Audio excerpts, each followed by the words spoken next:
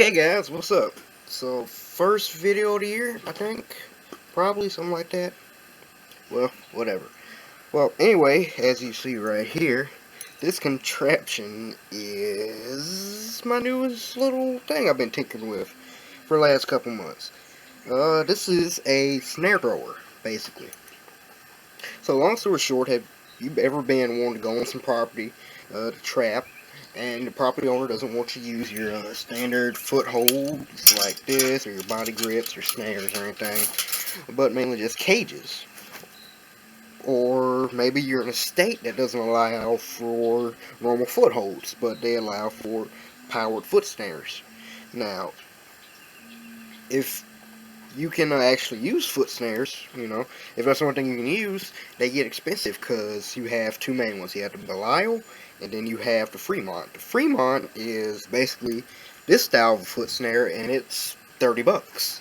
Then you have your Belials, and they're more of a closing jaw trap, and they're about $30. So really, they're kind of expensive because you buy a dozen of them, they're going to cost you $100, $300. So to cut down on costs and try and give people who are in prohibited areas or areas with lots of non-target species like cats and dogs, chihuahuas and little yappy animals, raccoons, possums, stuff that you want to catch but you don't want to have the capability of injuring, I've kind of come up with this design. It's a very cheap design to catch animals and not harm them, and this thing should work. You're just going to have to make it bigger or smaller depending on your animal. This thing should be able to work from coyotes, from all the way down from possums and raccoons all the way up to coyotes. You just have to make it larger. So, basically all it is a copy of the Fremont foot snare. Now, what makes it so cost effective, it just uses, basically $10 worth of parts, and if you're if you trap a lot, you should probably have a lot of these parts. All you really need is a old trap frame with the pan still attached, some cold steel, and 110 cold spring stock for this little size, and some nails.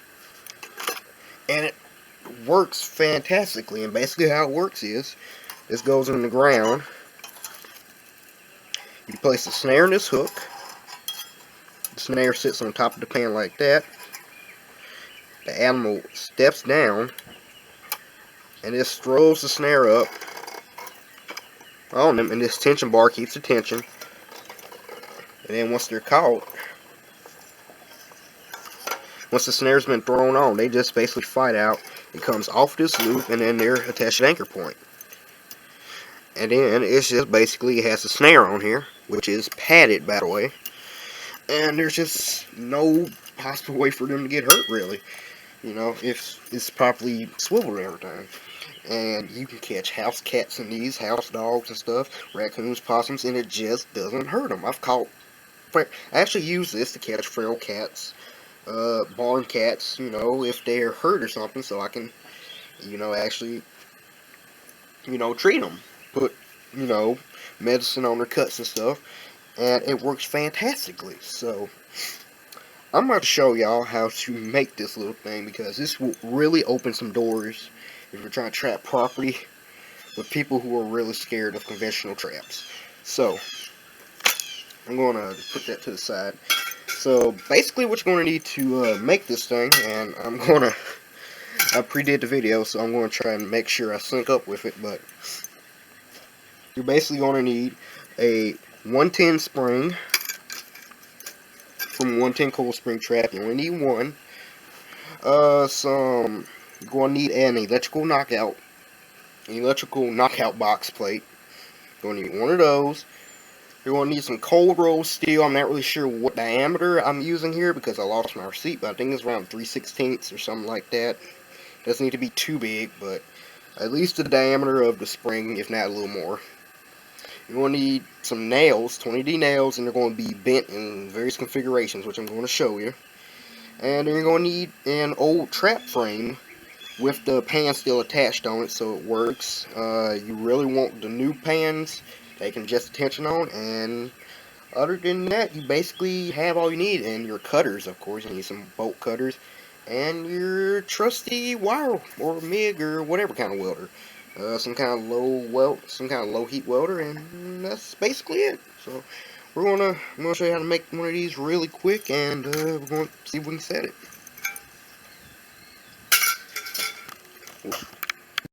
Okay, so first thing we need to do is get our cold steel here and measure it to the length we want. Now we're going to need 2 pieces of this, one for each spring arm of your 110 spring. So depending on the size of the animal, you might have to tinker around with it. But mine is, I think it's about 24-30 inches. So I'm just going to cut it. I'm going to measure off here from my original one I made. I'm just going to make this one just slightly longer. So I'm just going to take my bolt cutters. So this is going to be my top rod. So I'm going to want my bottom rod about, I'll say 3 to 4 inches longer. Probably not that long, but just about like that. So we got our rods measured out. There you go. Now next thing we're going to need to do is bend your nails up. You're going to need to have 3 main nails, and 2 regular nails. Again, depending on the size of your animal, you might have to get larger nails or more nails. So, for this, you're going to just use 20D nails. And you're going to bend one in this configuration, just like a hook. You want to have a straight 90-degree angle here. You want to bend off like this, and the cable is going to sit in here like this. This is going to be the throw hook. So, I'm just going to cut this head off right here. Oops. Cut the head off. I'm going to cut the point off, and then we're just going to close this in some.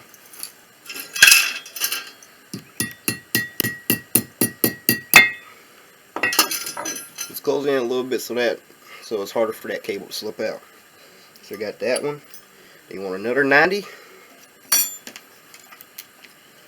You want one part of that low and short, and one other part of it long. So you want it like that. That's going to be our trigger. Our dog. That's going to be our dog. So that's what it's going to look like. And we're going to want another one about a 90, but you want to come down a little more. So you don't want an actual hook, but you want it to be able to have a little hooking action, because this is going to be our tensioner. So then you can actually leave it more like this. You just want that bend to be a little more prominent. So after that, get your trap pan. Your trap frame. You want to bust down. These are usually bent up, but you want them down like this. So I'll just take a hammer and knock them down. You want this part knocked down too.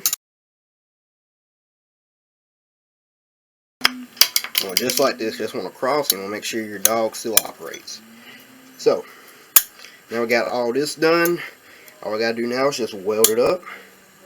We're going to weld our electrical knockout plate. This is about a 3-inch plate.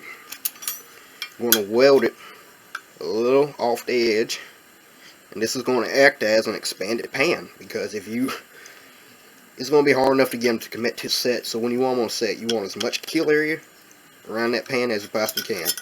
This will work. This is cute, but I'm playing for keeps. So on that, then we're going to weld our dog out right here onto our trap pan. That's going to be the keeper. And I'm going to show you the rest as we go. So let's get the welder hooked up and we'll start up.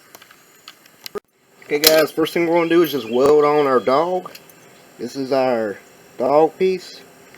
I'm going to weld this short piece right here onto here. This is part of the dog.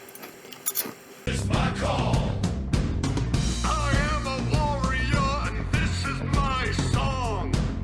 I am a warrior and this is my song. I bask in the glow of the rising war, lay waste to the ground of the enemy's shore. Wade through the blood spilled on the floor, and if another one moves, I'll kill some more.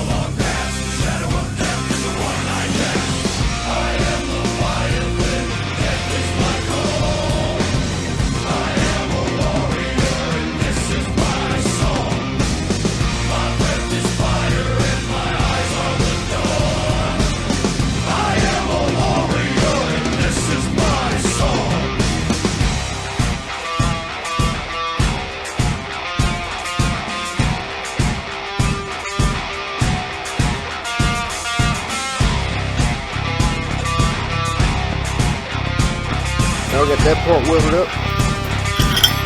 And let our spring on still.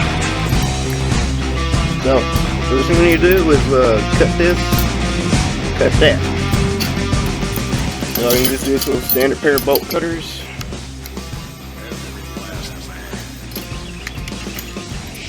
Standard bolts. Cut right there.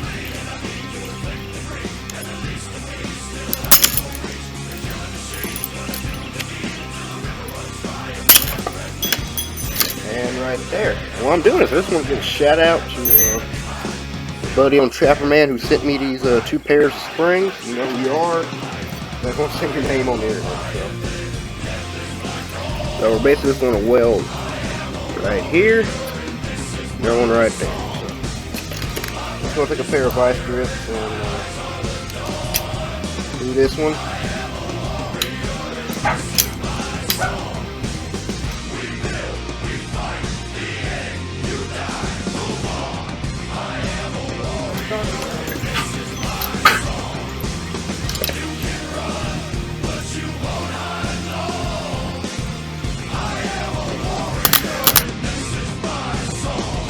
Now I grew up down an old dirt road in a town you wouldn't know. Okay, so we got these 2 welded up right here. Right there. And now all we're going to do is take the long end, which is this one. I want to weld it under here. I want that weld to stop right here. If you want to weld it, you want to make sure the spring is perfectly parallel to the trap. And we're going to clamp it and we're going to weld it. From the bottle, but I'll smoke a little weed. I still live in the sticks where you wouldn't go, in a town of 1200 off an old dirt road, and a country boy is all I'll ever be. Now it's been 12 years since I sold my soul to the devil in LA. He said, sign your name here on the dotted line, and your songs they all will play. He set up shop on Sunset, he put me up at the marquee. He said, You wanna sell 1,000,000 records, boy? You better listen to me. he said, Change your style, whiten your smile. You could lose a couple of pounds. If you wanna live this life, you better lose that wife. Do you need your friends around? I said, no, that's not me. 'Cause the biggest things in life are your friends and family. And I like my jeans and my old t-shirts, and a couple extra pounds never really hurt. 'Cause a country boy is all I'll ever be. 'Cause Hank taught me just how to stay alive. You never catch me out the house without my 9 or 45. I got a big orange tractor and a diesel truck. My idea of heaven's chasing whitetail bucks, and as a country boy, you know I can survive.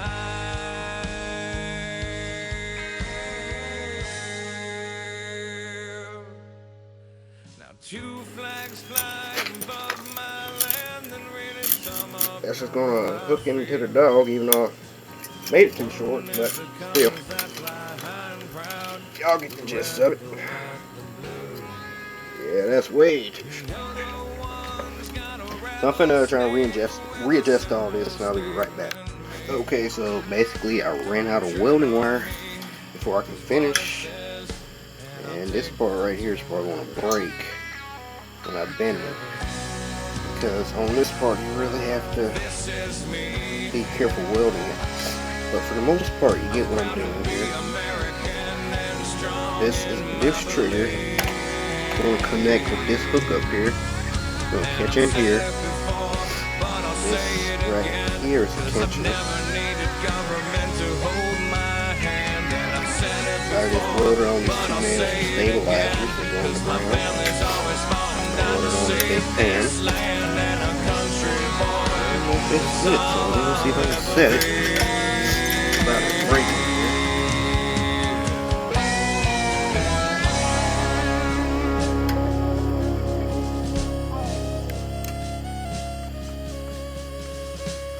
I love my country. I love my guns. I love my family. Well, I love the way basically, it is now. I And made anybody this that tries part to change it, just a little has too come from short me. That should be all of our to reach that attitude. hook. But still, This you get is the general America. idea of what I'm And doing. the country boy's good enough And for I me. just ran out of welding wires, so, you know, I'm not going to be able to finish this, but still.